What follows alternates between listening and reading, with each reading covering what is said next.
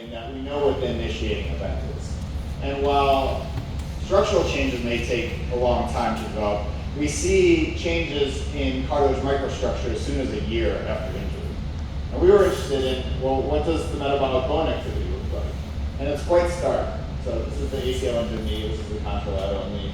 And that was, again, pretty bad on some. I should note that metabolic bone remodeling is not itself an inherently pathological process. So we don't know that this is pathological. But this is actually 2 years after their ACL injury and their reconstructive surgery. And this subject is fully back to activity and has no pain.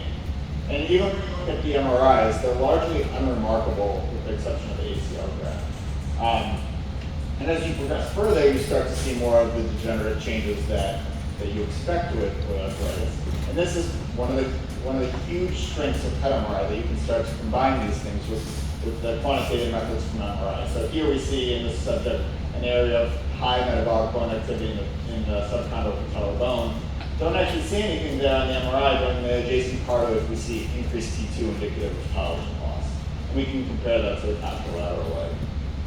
Similar idea for studying other mechanisms. So Jamie McKay, when he was visiting at Stanford, he was really interested in the potential for quantitative MRI and potentially even PET MRI.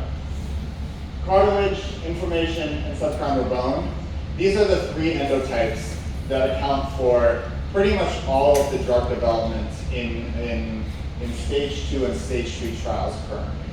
And so I think there's a role here to be able to evaluate which patients might benefit from which treatments, as well as to evaluate how the treatments are working.